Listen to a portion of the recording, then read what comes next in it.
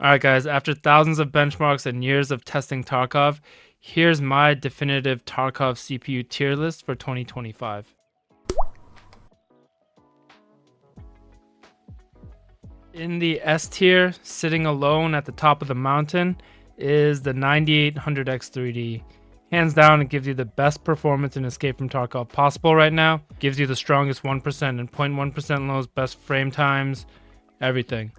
If you want the highest and most stable FPS in Tarkov, nothing's gonna beat it. So we're putting the 9000 X3D series up here. I'm putting 9000 because the 98, 99, and 9950 are all gonna perform pretty much the same, or in the same ballpark for Tarkov. And that's it for the S tier. That's the one. Okay. Moving into the A tier, these are still very good CPUs for Tarkov, just not quite as good as the 9800 X3D.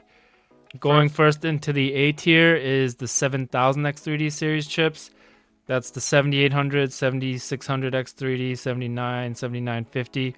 Like I said, all those are going to perform within the same range.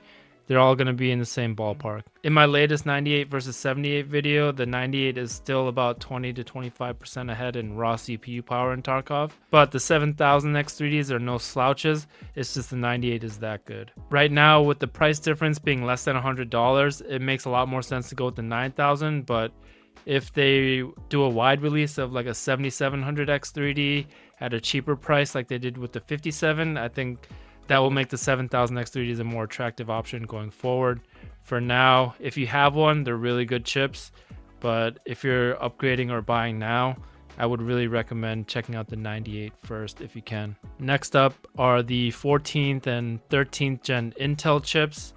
Whether you're on the 13.6, 13.7, 13.9, 14.6, 14.7, 14.9, they're all going to perform in the same ballpark. I almost want to put these in the B tier, just because in order to get them to match the 7000 X3Ds, you have to have fast RAM with them. You have to tune them up.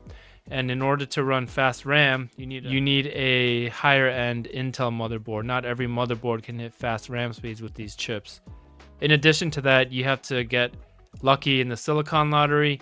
You also need to have higher end cooling for these chips because they run extremely hot, because they're really pushing the limit on this architecture. So they can perform pretty well if you tune them up.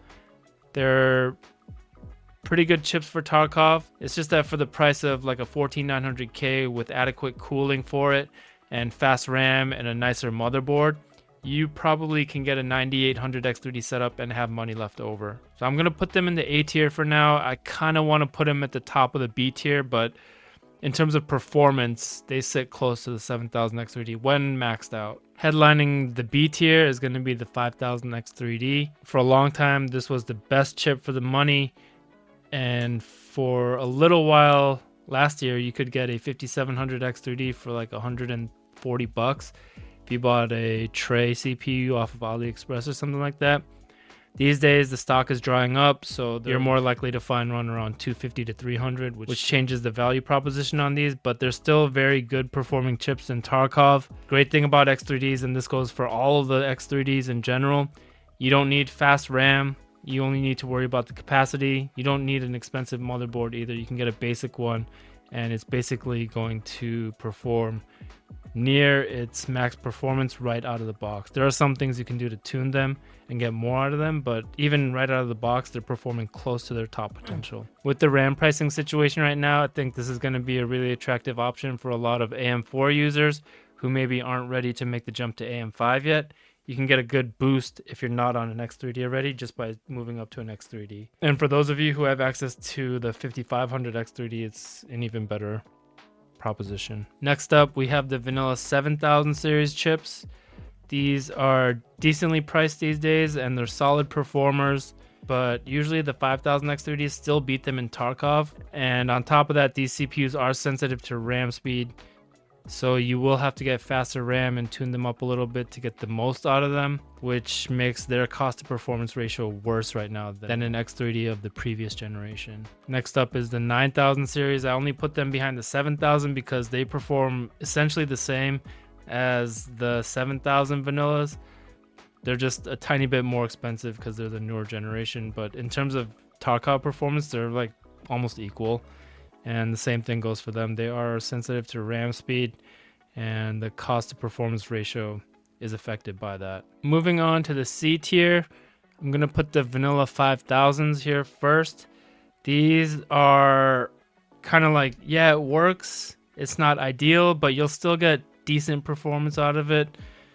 Even with the 5000 chip, I was able to get 60 FPS on streets recently. I don't know about 1.0, but the wipe right before 1.0, I was getting a comfortable 60 to 70 on streets, even with the 5600X, and running only 16 gigs of RAM. So you can get solid performance out of them. You can find them pretty cheap on the used market. They are sensitive to RAM speed and capacity, but usually you can find these for a pretty decent price, and you can get a pretty cost-effective setup going. They're not going to be the best compared to some of the other chips we've mentioned here. Intel 12th gen sits right here as well. Performance is going to be similar to the 5000s. It's totally playable, but like the other Intels, the platform requires a better motherboard, better cooling, which will help performance. You need to have good luck in the silicon lottery. You need to tune them. You need better RAM, and you need a better motherboard to run that better RAM. So all those factors drive up the cost, which makes them sit below the 5000 a little bit for me. So I'm only gonna go to Ryzen 3000 or Intel 10th gen for this list. Anything below this is probably not gonna get great performance. There are things you can do to max out what you have, but anything below this is probably going to be not the best experience. So starting out in the D tier is the Ryzen 3000 series. These CPUs aren't necessarily bad for gaming in general. They can run great in some games. It's just Tarkov is so CPU intensive that they fall in the D tier for this list. This tier of chips just fall behind compared to what's on the market right now and available on the used market as well. So you'll still get a playable experience with these chips, but you might struggle here and there, maybe on streets, and I think right now customs as well. And you'll definitely have some dips here and there in performance, but the 3000 is kind of where I draw the line from playable to under par performance. And right behind the 3000s are the Intel 11th and 10th gen CPUs. Again, these are not bad gaming CPUs in general. This is specific to Tarkov and how they perform in this game alone. Tarkov is extremely CPU intensive, and even a decent CPU might not give you the best performance in this title specifically, okay? So here's my quick tier list. I hope this will help you make a decision in purchasing, especially with Black Friday coming tomorrow. I think a lot of people will be making decisions on builds, upgrades, things like that. So I hope this quick hitting tier list was helpful for you. If it was, please consider using my affiliate links down below. It helps support the channel and really helps me to continue bringing you hardware comparisons like this and my other ones. And if not, thanks for being here. Thanks for checking out the video.